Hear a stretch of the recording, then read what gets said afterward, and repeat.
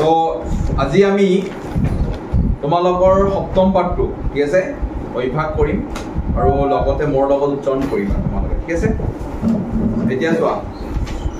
আমি প্ৰথম পাঠটো তোমালোকে কিতাপখন বাহিৰ কৰি লোৱা সকলোৱে লৈছা তখিনি আমি ভালদৰে বুজি লম বা ইয়াৰ অৰ্থখিনিও ভালদৰে বুজি লম ঠিক আছে প্ৰথমতে কি কৈছে চোৱা সপ্তম পাঠ চতুৰ্থী বিভক্তি অৰ্থাৎ চতুৰ্থী বিভক্তিত পাত্ৰ পঢ়োৱা হৈছে লিখোৱা হৈছে আমি বুজিলাম কি কৈছে প্ৰথমতে তোমালোকে এইটো উচ্চাৰণ কৰিবা কোৱা একলব্যঃ একলব্যঃ আমি সংস্কৃতত যদি আমি একলব্যঃ কওঁ উচ্চাৰণ কৰোঁ তেন্তে ইয়াৰ অসমীয়া অৰ্থটো হ'ব একলব্য কি হ'ব অৰ্থাৎ একলব্য এগৰাকী ব্যক্তিৰ নাম মনত ৰাখিব কিহৰ নাম ব্যক্তিৰ নাম ঠিক আছে এতিয়া তাৰপিছত কি কৈছে উচ্চাৰণ কৰিবা দ্ৰোণাচাৰ্যঃ দত কি আছে দত ৰফলা ওকাৰ মূৰ্ধনত আকাৰ কি হ'ব উচ্চাৰণ দ্ৰোণা চত আকাৰ দিলে কি হয় চা তেনেহলে দ্ৰোণাচা আৰু অন্তস্থীয় জয় ৰে অৰ্থাৎ কি হবে দ্ৰোণাচাৰ্য কি হ'ব উচ্চাৰণ কৰা দ্ৰোণাচাৰ্য ইয়াৰ অৰ্থটো কি হ'ব সেম হ'ব দ্ৰোণাচাৰ্য অৰ্থাৎ দ্ৰোণাচাৰ্য এতিয়া আমি সেন্টেন্সটো আমি এবাৰ পঢ়ি যাম যেনেকৈ কিতাপত আছে এনেকৈ পঢ়ি যাম আৰু উচ্চাৰণ কৰি যাম একলব্যঃ দ্ৰোণাচাৰ্যায় অঙ্গুষ্ঠং যচ্ছতি তাৰ অৰ্থটো চোৱা কি কৈছো একলব্যই দ্ৰোণাচাৰ্যায় মানে কি দ্ৰোণাচাৰ্য অঙ্গুষ্ঠং মানে আঙুলি দিছে বা যাচিছে যচ্ছতি মানে কি দিছে নাইবা যাচিছে দুটা যিকোনো এটা ক'ব পাৰো হা তো দিছে ক'লেও শুদ্ধ যাচিছে ক'লেও শুদ্ধ ঠিক আছে তাৰপিছত জননী জননী মানে কি জানো আমি মা জননী মানে মা বা আই বালকঃ মানে ল'ৰা জননী বালকায় দুগ্ধম মান কৰিবা দত সুগাৰ কি গ ধ না গয় ধ এটা অনুস্বাৰ দুগ্ধম কি হল উচ্চাৰণটো দুগ্ধম এটো গয় ধ এনেকে উচ্চাৰণ কৰিব পাৰো নাইবা গয় ধ শৰ্টকাট আমি ক'ব পাৰো দ দুস্বৰে দু গয় ধ অনুস্বাৰ দুগ্ধম ঠিক আছে নাইবা এনেকে ক'ব পাৰো দ দুস্বৰে দু গয় ধ তাতে অনুস্বাৰ দুগ্ধম দুটাই শুদ্ধ হ'ব তাৰপিছত যচ্ছতি জননী বালকায় দুগ্ধং যচ্ছতি মায়ে ল'ৰাজনক গাখীৰ দিছে জননী বালকায় দুগ্ধং যচ্ছতি মায়ে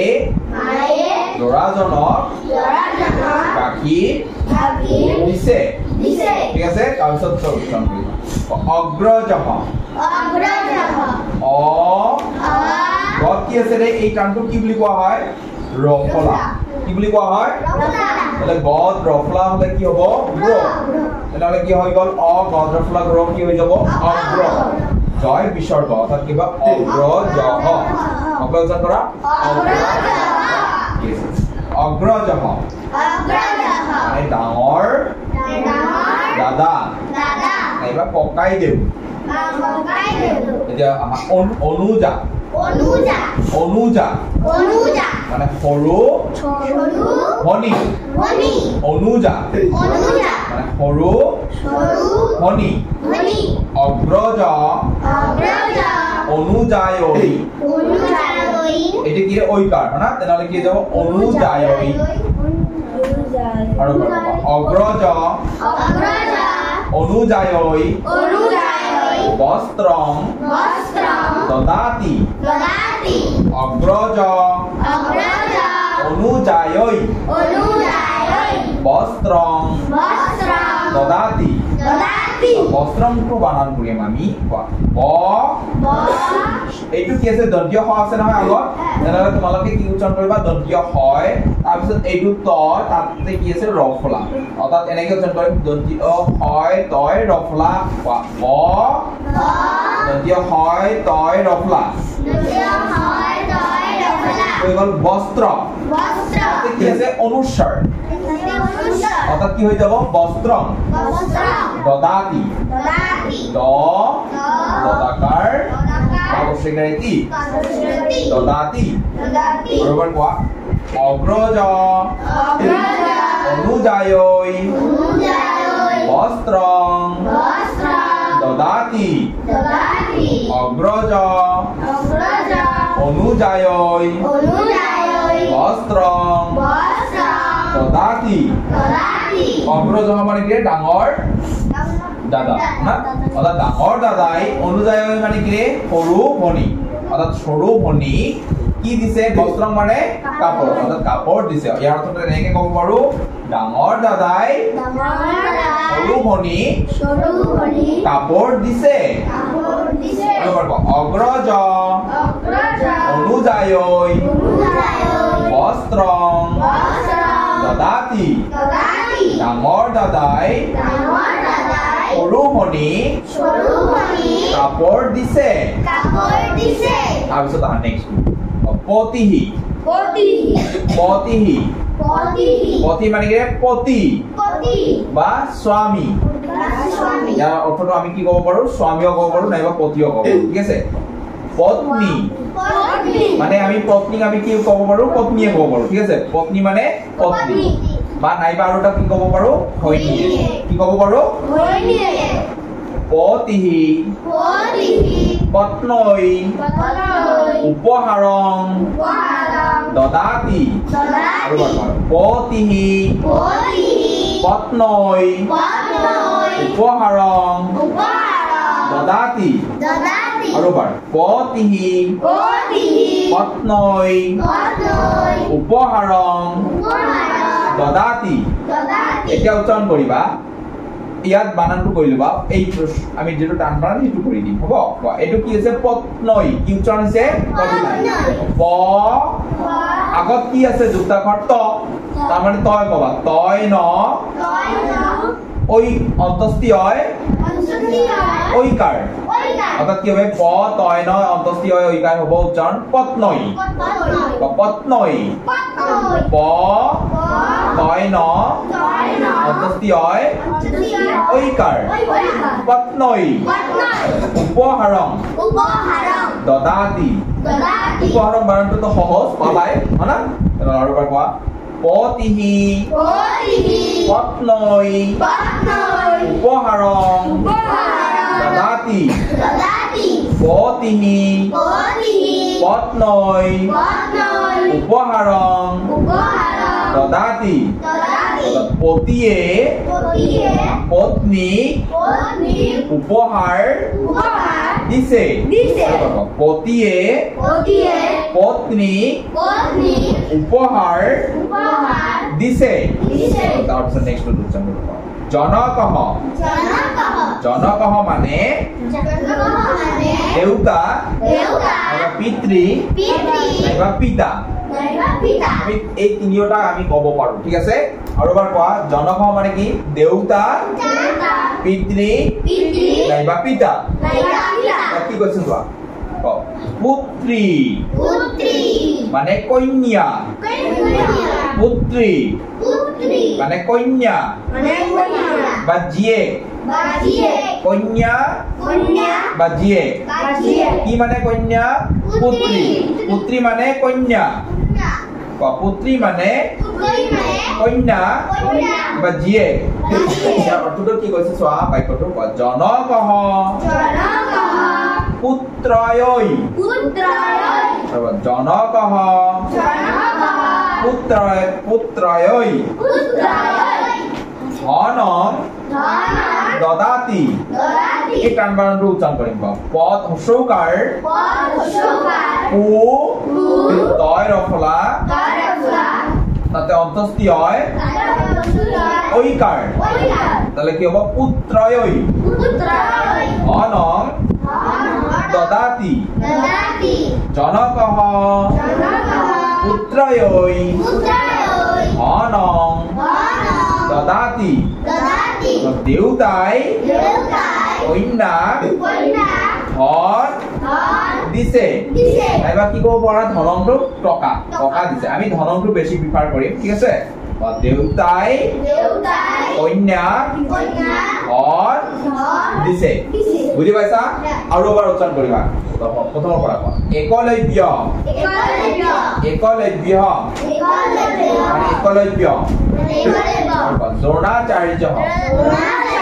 Dronacharya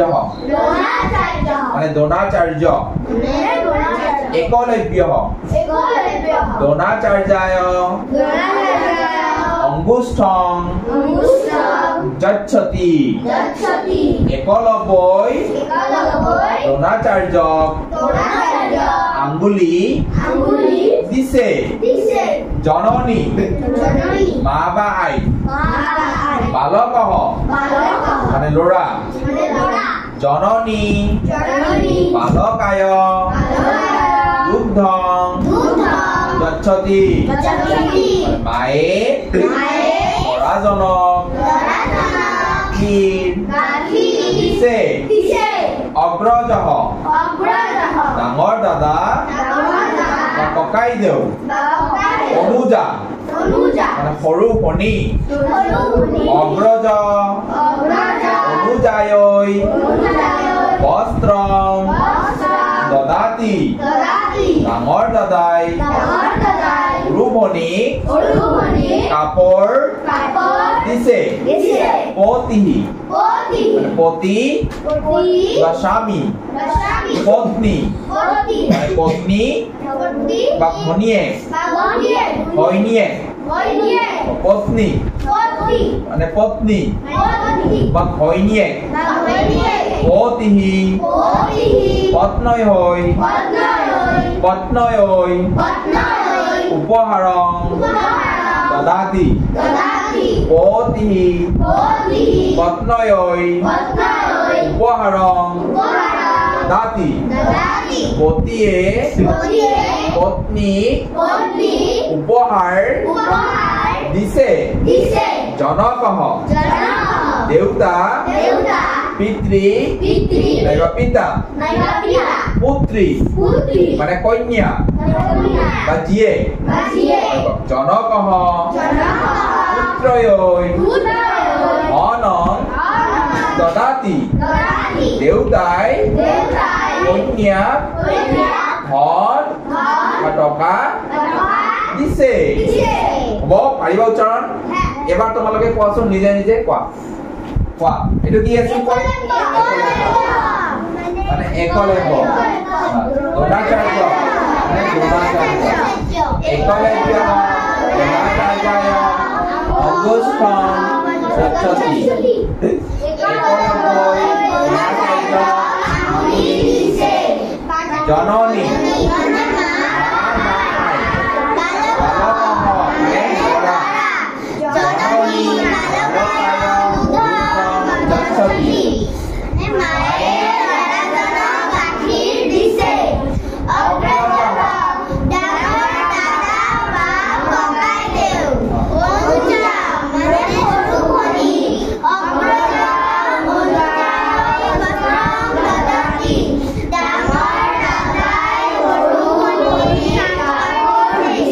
Very good.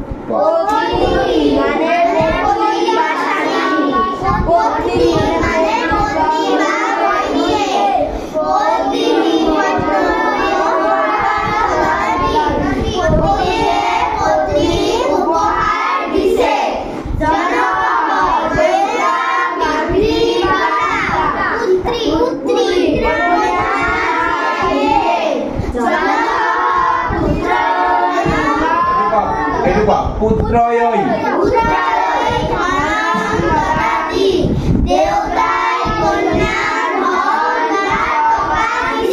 Very good বহুত বঢ়িয়া সুন্দৰ হৈছে উচ্চাৰণটো পাৰিবাই অতখিনি বুজিছা ঠিক আছে আমি নেক্সট প্ৰশ্নটো এতিয়া তুলিম হ'ব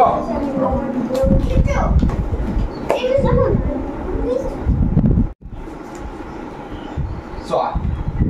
এতিয়া সপ্তম পাঠৰ আমি 1 নম্বৰ যেটো দিয়া আছে অভ্যাস কৰাৰ ইয়াত 1 নম্বৰত কৈছে ৰিক্ত স্থানং যজ্ঞেন চতুৰ্থী বিভক্তি ৰূপেণ প্ৰয়োগটো অৰ্থাৎ ইয়াত আমাৰ যিখিনি খালি ঠাই দিয়া আছে যে যেনেকুৱা এটা উদাহৰণ দিয়া দিছে যে এৰিয়াত আছে ভিক্ষুকহ কি আছে উচ্চাৰণটো ভিক্ষুকহ ইয়াত আমাৰ ভিক্ষুকহৰ শব্দটোৰ যেটো আমাৰ চতুৰ্থী বিভক্তি ৰূপ এই চতুৰ্থী বিভক্তি ৰূপটো দিয়া হৈছে ভিক্ষুকায় অৰ্থাৎ আমাৰ একৰ কৰ যিমানখিনি শব্দ আছে ইয়াৰ চতুৰ্থ বিভক্তি ৰূপে ন অৰ্থাৎ চতুৰ্থী বিভক্তিৰ যিখিনি ৰূপ এই ৰূপখিনি আমাৰ কি কৰিব লাগিব লিখিব লাগিব তো এবাৰ তোমালোকে বুজাই দিলে পাই যাবা তোমালোকে একেবাৰে সহজ খালি মনোযোগ দিবা এফালে চোৱা এফালে চাবা ইয়াত কৰ্ণবৰ যিমানখিনি দিছে চোৱা ভিক্ষুকহ ৰামহ ছাত্ৰহ বজেশহ দেৱহ সুৰেশহ এইবিলাক সকলোবিলাক এজন পুৰুষৰ নাম নাইবা এজন ল'ৰাৰ নাম যদি পুৰুষ বা ল'ৰাক যেতিয়া বুজাব তেতিয়া শব্দবিলাকৰ সেই পুৰুষ বা ল'ৰা বুজোৱা শব্দবিলাকৰ যিটো চতুৰ্থী বিভক্তিৰ ৰূপ এনেকে হ'ব এটা যে দেখাই দিছে ঠিক তেনেকৈ হ'ব ইয়াত আমাৰ কি পৰিৱৰ্তন কৰিছে অলপ মনোযোগ দিবা এফালে ভিক্ষুকহ ইয়াত বিসৰ্গ আছে নহয় অৰ্থাৎ তোমালোকে যদি বুজি নোপোৱা যে এইটো পুৰুষ বাচক শব্দ বা কোনো ল'ৰা বুজাইছে তেতিয়াহ'লে তোমালোকে চাবা যদি বিসৰ্গ থাকে অৰ্থাৎ বিসৰ্গ থকা যিবিলাক শব্দ পাবা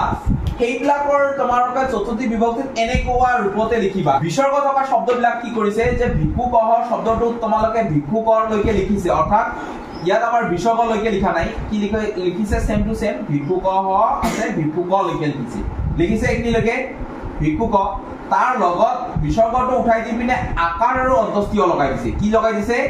আকাৰ আৰু অন্তস্থিয় তো আমি ঠিক তেনেকৈ প্ৰতিটো শব্দৰে লগত এনেকৈ আমি আকাৰ আৰু অন্তস্থিয় লগাম ঠিক আছে লাষ্টৰ যেটো বিসৰ্গ আছে এই বিসৰ্গটো উঠাই দি পিনে আকাৰ আৰু অন্তস্থিয় লগালে আমাৰ কি হ'ব এই বিসৰ্গ থকা শব্দবিলাকৰ চতুৰ্থী বিভক্তি ৰূপটো পাই যাম এতিয়া চোৱা ইয়াত কি আছে ৰামহ মই কি লৈকে লিখিম ৰাম লৈকে লিখিম বিসৰ্গটো নিলিখিম ঠিক আছে প্ৰথমতে চোৱা ৰদ আকাৰ ম লিখিছো এতিয়া কাম হ'ব যে ইয়াৰ চতুৰ্থী বিভক্তিৰ ৰূপটো এই বিসৰ্গ উঠাই দি পিনে আকাৰ তাৰ পিছত অন্তস্থিয় দিলে হৈ গল ৰামায়হ অৰ্থাৎ এইটো হল চতুৰ্থী বিভক্তিৰ ৰূপ বুজি পাইছা নে বুজি পাইছা তো চতুৰ্থী বিভক্তিৰ ৰূপ গম পালা কেনে ধৰণে হয় তেনেহলে মই এতিয়া লিখিম হয়না এনেদৰে ছাত্ৰলৈকে লিখিলো তাৰ পিছত বিসৰ্গটো নিলিখি পিনে আকাৰ দি অন্তস্থিয় কি হৈ গল তেনেহলে ছাত্ৰায় পাৰিবা বাকিখিনি কৰিব তোমালোকে তেনে এই তিনিটা কৰা মই পিছত তোমালোকৰ বহি চেক কৰিম কৰা বুজি পাইছা না এতিয়া নেক্সট আমি খনবটো দুটামান কৰি দিম হা তোমালোকে কৰা টপ কৰা এইটো তোমালোকে এজনক খুদিম তোমালোকে কোৱাচোন তুমি কোৱাচোন এইটো কি হ'ব অৰ্পিতা বজেশহটো কি হ'ব বজেশায় ভেৰি গুড সুপ্ৰদীপ কোৱাচোন দেৱহটো কি হ'ব দেবায় বানান ডট হ্যাঁ একার হ্যাঁ বত আকার হ্যাঁ অন্তস্থিয় ভেরি গুড তেনেহলে কি হ'ব দেবায় হ'ব বুজি পাইছা অদিতা কর সুৰেশহটো কি হ'ব সুৰেশায় ভেৰি গুড পাৰিবা সকলোৱে পাৰিবা তুমি বুজিছা হ্যাঁ শুনতে বুঝা অ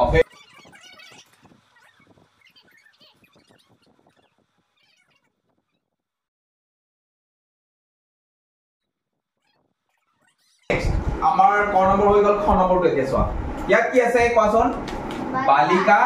বালিকায় ইয়াত কি পৰিৱৰ্তন কৰিছে চাবা হা ইয়াত চোৱা বালিকায় আছে না ইয়াত তোমাৰ তেনেহলে চোৱা ইয়াত কি পৰিৱৰ্তন কৰিছে বালিকা সম্পূৰ্ণ শব্দটো লিখিছে এতিয়া বালিকা তাৰপিছত লাষ্টত কি দিছে ওই অন্তস্থিয় দি ওই কাৰ্ড দিছে বুজি পাইছা তেনেহলে ইয়াত আছে লতা তোমালোকে সম্পূৰ্ণ লতাটো লিখিবা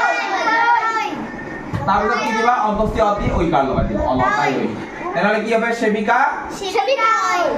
বুঝি পাইছা না সেবিকা কায়ই পাৰিবা ৰাধাটো কি হ'ব কোৱাচোন ভেৰি গুড আৰু এবাৰ কোৱা ৰাধায়ই